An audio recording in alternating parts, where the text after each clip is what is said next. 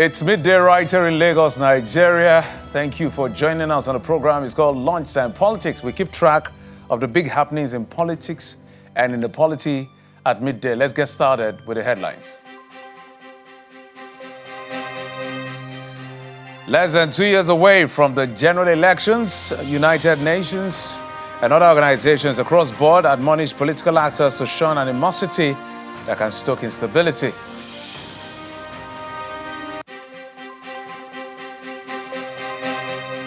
And we will binge through national security issues with an expert examining the wins, the losses, and challenges in parts of the country.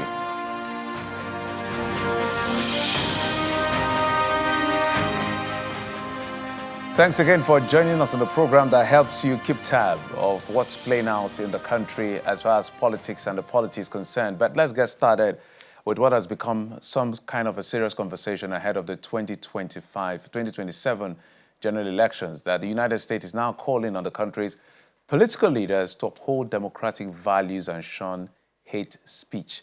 Speaking at the forum on ethical hate-free politics in Nigeria, organized by the National Human Rights Commission in collaboration with the United Nations, the UN Resident and Humanitarian Coordinator, Mr. Mohammed Fall, warned against the growing threats of hate speech and the dangers of misinformation to peace, democracy, and human rights. Correspondent, Claire reports. The National Human Rights Commission and the United Nations in Nigeria is holding a roundtable meeting attended by representatives of political parties and other stakeholders from the Independent National Electoral Commission, among others. The Executive Secretary of the National Human Rights Commission speaks on the essence of the meeting. He emphasized the urgent need for political actors to embrace value-driven, inclusive, and rights-based politics. He warns that the increased normalization of hate speech and unethical political practices threatens a country's democratic foundations. Achieving a culture of responsible and value-laden political process continues to remain a challenge for Nigeria. From the independence of the election management body to unethical actions of political parties, their candidates and agents, to the inappropriate use of security and law enforcement agencies. With the 2027 elections approaching, the United Nations in Nigeria is advocating the need for political parties to lead by example through issue-based campaigns devoid of insults or divisive rhetoric. Vibrant political discourse and engagement should be a moment of no greed to anybody, unity and pride. But they can be harmful if hateful language and hostile narrative are allowed and accepted. The Independent National Electoral Commission, on its part, calls on political parties and their candidates to exercise restraint and embrace the provisions of the Electoral Act, particularly provisions constituting electoral offences and codes of conduct that encourage civility, tolerance, and mutual respect. By contrast, ethical politics anchored on fairness, issue-based campaigns within the statutory time frame provided under Section 94, Sub 1 of the Electoral Act 2022, and mutual respect strengthens democracy, promotes peaceful participation, and ensures that the will of the people prevails. This meeting by the National Human Rights Commission and the United Nations in Nigeria forms part of a broader effort to foster a more inclusive and peaceful democratic culture in Nigeria. Emanuela Ekele, Channels Television News.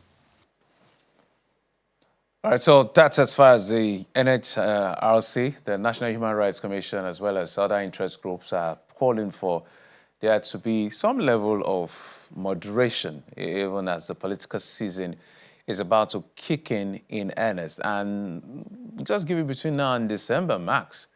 By January, timetable will be out for the 2027 general elections. And so this is quite timely. Let's bring in my guest who will build up from that into issues around national security. Is the MD CEO of Beacon Security and Intelligence Limited, and also a security expert, Mr. Dr. Gabriel Adamu. Dr. Adamu, thank you so much for coming on the program. My pleasure, Free.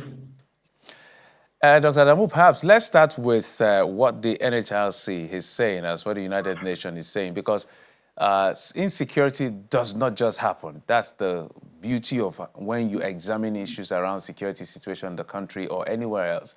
We always try to trace origin, and some of the origin has to do with rhetorics, untapered statement and rhetorics from political actors that stoke some kind of animosity within the system. I would like your comment on that before we go to issues around security in earnest. No, definitely. And let's tie the development with the meeting by INEC last week at the Electoral Institute, when it highlighted the challenge of premature campaigning for the 2027 election. And then more importantly, Jeffrey, complained about our laws. And if I remember well, the INEC chairman did say that the laws, the Electoral Act at the moment, does, as it were, ban premature election, but then does not provide penalties for it. The only penalties it provides is when the campaign is done a few hours, for instance, before voting, on the day of the voting. But for the violation that is happening now, there is no penalty for it. So that means the responsibility lies, for instance, with the National Assembly, as they are currently reviewing our constitution and looking at our laws. They should perhaps look at that and ensure that the provisions are very clear. The other challenge, again, which is not very clear in our laws, is this third-party campaigning, where the beneficiaries of the campaign are saying that they are not the ones who are behind the campaign. And so I think our laws too would need to be very clear on who should bear the responsibility and what the consequences of that should be. It's a tricky area because, as you know, Nigeria is such a complex and dynamic environment where, if you're not careful, you end up falling victim to the very wily nature of some of our contributors. But I think this development where the United Nations is partnering with the Human Rights Commission, it's a very good development. The only problem I see about it is this inability to hold accountable those that have already violated the Electoral Act, as it were, at the moment. All of this is rhetoric, as if we don't bite, if we only threaten, then all it does is embolden them to continue. And unfortunately, the consequence is more violence. You know, the Electoral Act, Section 94, talks about public campaigns, maybe not private campaigns. And while you were saying the National Assembly should swing into action and all of this, what came to my head was, how do you expect the culprits to correct? They are the ones that are the politicians here. What level of pressure do you think we can put in to make sure this doesn't happen? Because the law is very clear: 150 days, about 149 days is what you have to do your campaigns. 24 hours before the election, you're not supposed to do any campaign. But politicians, what I've learned they do sometimes is that they won't break the law. In some instances, they go around it, over it, or under it, just to run around it. But let's move on to the issue around national security. In fact, I did send you that image, and I said, okay, how did we get here? When we hear that there are peace talks, even as I'm saying it, it's confusing me that I'm saying it, but maybe I'm thinking too naively, but you are the expert here. Peace talks with bandits. Explain to us what that is. Is that true? In simple terms, it's a community, engaging with bandits to come to an agreement on how they can live peacefully together. I don't think there's any complexity around it. The community, perhaps because they've reached a point where they are helpless, in the sense that the provision that guarantees them, I mean, the social contract is very clear.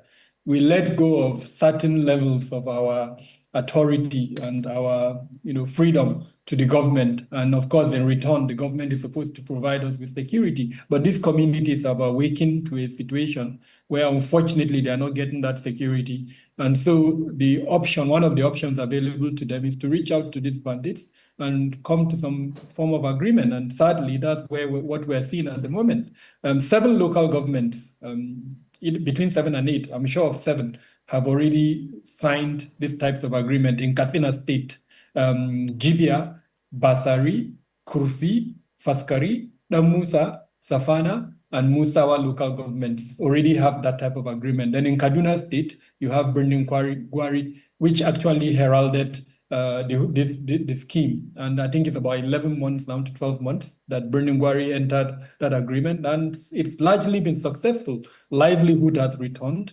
Peace to an extent has returned. But then again, there are huge challenges, and maybe we can discuss that in the course of our conversation. I think we should just get straight to it because it speaks to the failure of governance. Because sometimes it's difficult to blame people for certain actions they take, no matter what the law or extant legislation says, because it's about survival here. Maybe you go to those challenges. Let's walk through it in a moment. Yeah, so in the case, let's use the Burning Gwari model as an example. And like I said, it supported the restoration of peace. Livelihood has returned to Burning Gwari. They're able to go back to their farms. That semblance of normality has returned. But the challenge has been that these guys, the agreement was restricted to Burning Gwari. So it did not stop them, for instance, the bandits from moving to local governments and communities in Niger State, neighboring Niger State or neighboring Katsina State as an example to carry out attacks. So that's challenge number one. But the greatest challenge, Jeffrey, for me, is the inability to take steps to legitimize criminality. One of the bandits that we saw, in fact, the picture that you sent to me, that guy has a 5 million naira bounty on his head. And yet he came out in public. I tried to count the number of magazines on his body. I don't know if you were able to, but I wasn't able even to count the number of magazines that he had wrapped around his stomach. Each magazine has 30 bullets. This is a guy who has a 5 million naira bounty on his head. Yet he came out in public and then he had a conversation and, in fact, entered into a peace agreement with another public department. Of course, the local governments are public department. The chairman of the local government was there. So it begs the million-dollar question. Are we legitimizing criminality? What will be the consequence for someone who has broken, I can't even count the number of laws that he has broken so far, and yet he's sitting down with a legitimate government department and signing out an agreement. So that for me is the worry. Yes, the community did not have a choice. They have entered into that agreement. But then what will be the long-run consequences? If someone wants to be listened in the manner that this guy said they wanted to be listened, does it mean he or she will now have to go and pick up a weapon before he's forced to sit down with government? So what happens to the democratic tenets that we've built over the time? Is that not the essence of our democratic tradition, for people to be listened, for inclusion, for a government by the people, as it were? Is it failing? Is that why we're seeing this type of crime? So that, honestly, is the greatest challenge. There are several others that may follow, but this issue of legitimizing criminality is what worries me as we grow. The second point is the militarization of our communities. These guys are armed, and I've given you the example. Is an AK-47 he was holding, and the magazine of that AK-47, like I said, I couldn't even count the number of magazines that he had, belted around himself, and they came in their numbers. One of the most infamous bandits, Aleru, was also there, and name them, they were all there. So that militarization of our communities, on the one hand, you have these negative non-state actors, then you have the other state actors, the vigilantes, the hunters, all of them holding weapons. That's something that we should worry about. The third or fourth point is the mindset of these criminals. They are dehumanized, Jeffrey, and I make no apologies about this statement.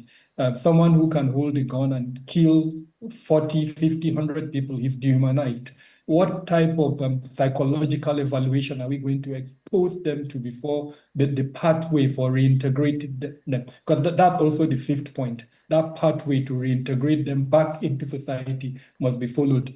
As an example, in Burning Gwari, they've allowed them to start attending markets. They're able to bring their wares to the market. But then these are people who have been dehumanized, and you're allowing them to come back without evaluating them psychologically and taking them through the processes of return back to humanity, as it were. Then the other very important point, what of the victims of the atrocity? What actions have you taken to reduce the consequence on the victims of the atrocity? And then, of course, to support them to accept these people. Because, I mean, it's not easy seeing somebody who has committed acts that I don't even want to talk about in public here.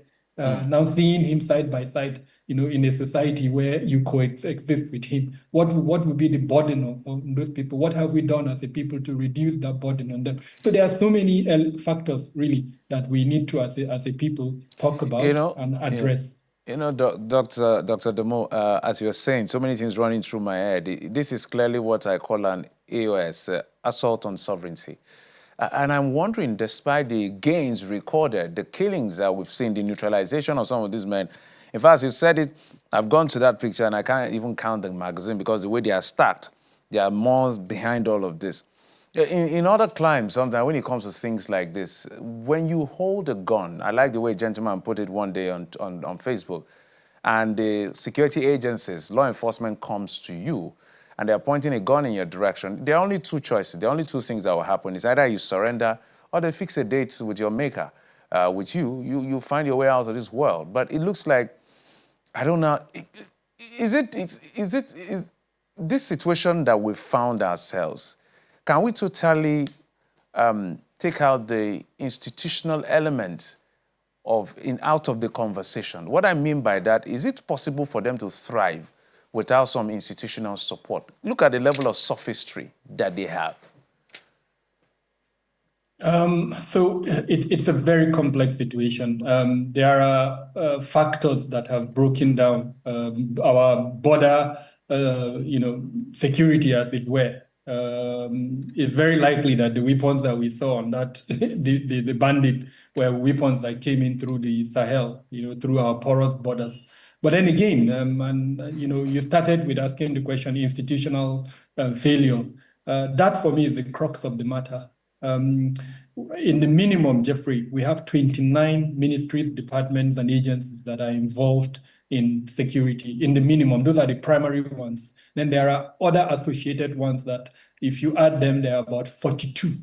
And each of them has a mandate, including the mandate for mopping up small arms and light weapons. In fact, almost all the security departments, the internal ones, law enforcement agencies, have that mandate for mopping up small arms and light weapons. Yet we see the type of brazen circumstances like we saw in the picture. So it's very clear that we are not measuring their performance.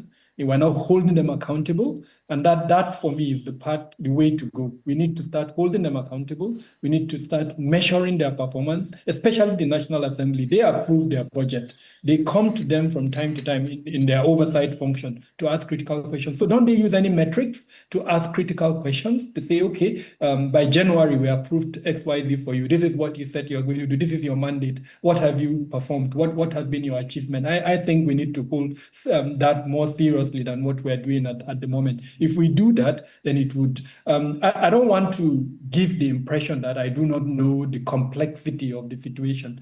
You have within the bandit community those who also feel they are victims of these very institutions. And I'll give you an example. The infamous Bullet Turji, when he was being interviewed, he said it was his dad's cattle that entered somebody's farm, ate the person's farm produce, and then the dad was arrested, and extortion followed after the arrest. The result in the long run was that the dad died.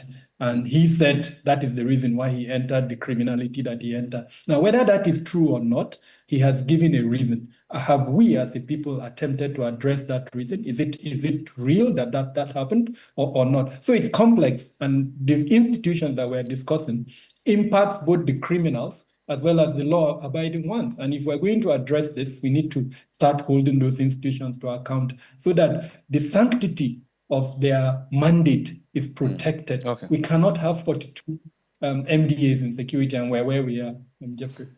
What will, permit me, I'm going to ask questions that are just layman-like when it comes to this issue of national security. You're the experts here. What will a state of emergency on national security look like? Is that even a thing? It's a thing, but where I stand, I'm not recommending that. We've not done the basics. So why should we go to the peak if we've not done the basic?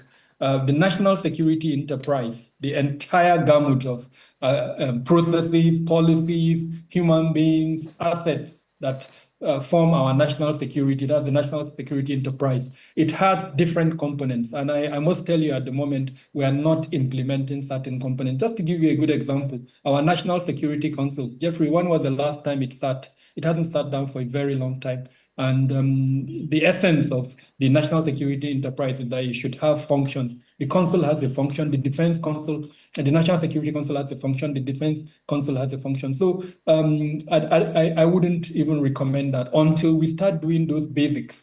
Then we would realize what is wrong, and then we can go to that extent. But let's even look inwards and start holding the various elements of our security enterprise accountable. And Jeffrey, I think it's very important for me to mention this. As you know, I run an organization, and we do collect security metrics every month. We're seeing an improvement in spite of how bad it looks like. The numbers are reducing.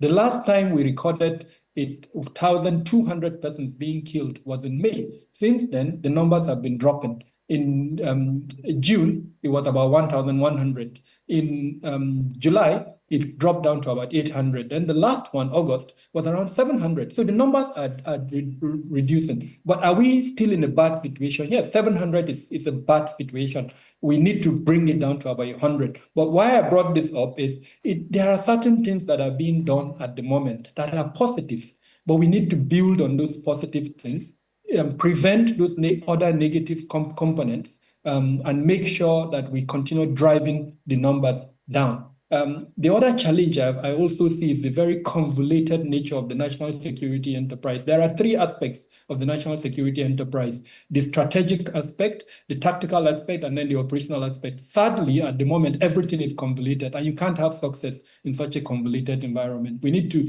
disaggregate them, ensure strategic components remain strategic, tactical remains tactical, and then operational, and then we're able to measure the performances, in a very transparent manner. Well, quite an interesting perspective. But before I let you go, how much of gains will state police bring if it eventually scales through the legal hurdle? So again, it depends on if we really do understand the concept of policing. I hear a lot of conversation around structures, but Jeffrey, very few people talk about policing itself.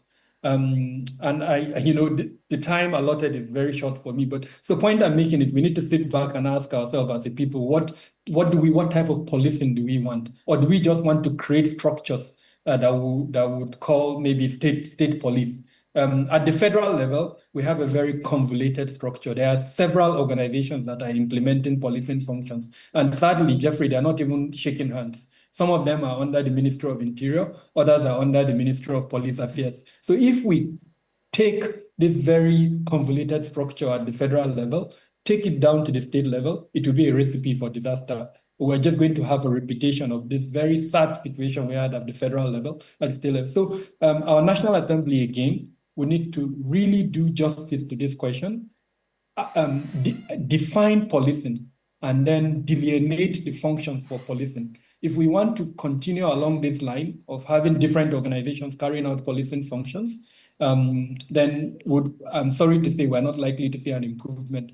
But if we now agree that what we want is a modern policing that embraces technology, that is driven by the ethos of performance for you and I. In other words, when I see a policeman, I am happy. I've lived in Europe and I've seen circumstances where the police would serve the interest of the people, and you see how people are happy. And I've seen in this country where the police, unfortunately, when I see them, I'm shivering because I feel they're going to extort me, they're going to exploit me. So we need to define that concept of policing and make sure what we're doing, if we're decentralizing policing, which is really the conversation, decentralizing it from the federal level to the state level, which I support, by the way, but it must be done with the clarity of purpose that the essence is to enhance policing functions and not just to create a structure that is a replica of what is at the federal level at the moment. Okay, just before I let you go, thank God you came to policing. I just wanted to ask you, I'm sure maybe the police authority will be in a better position, but since you work with security and all these guys, you know. So I see two sets of policemen in Lagos, for instance, and there's a set I really don't understand. You know, we've been advocating for them to be in uniform. There's a set that just wear a jean trouser, whatever shirt they want to wear, whatever shoe they want to wear. The only thing that shows that they are policemen are just a jacket on their body and the kind of weapons they hold. You know, these guys are looking very fierce. But is that allowed? What exactly are those ones? Are they special squad? What exactly do you call those ones? So most likely it's a tactical unit. And again, it takes me back to that comment around defining policing. All the functions of policing can be achieved, using different means. You can have a tactical unit, for instance, for high-level crime. You can have a tactical unit that you want for intelligence gathering and investigative purposes. So it's very likely that those that you see are perhaps involved in one form of the tactical unit, or perhaps even an investigative unit. I mean, there is no law, for instance, that says a policeman must wear a uniform. If he or she is working in the intelligence section, he mustn't wear a uniform. But what is important is the accountability mechanisms that we have in place to measure and make sure they comply with the rules of engagement as well as the standard operating procedures. And that is what is lacking at the moment. And that's why NSAS happened. Unfortunately, the police reform that was supposed to reduce or prevent a reoccurrence, we haven't achieved that yet. And that's why perhaps you are seeing what you are seeing in Lagos. Yes, I was asking because one day I had to stop. I was driving, I said, is this the police? Because I want to be double sure they are the policemen, because if they are tactical, I want to expect that there's a way they should dress. You know, fierce-looking guy, well, I'm not troubled by all of that.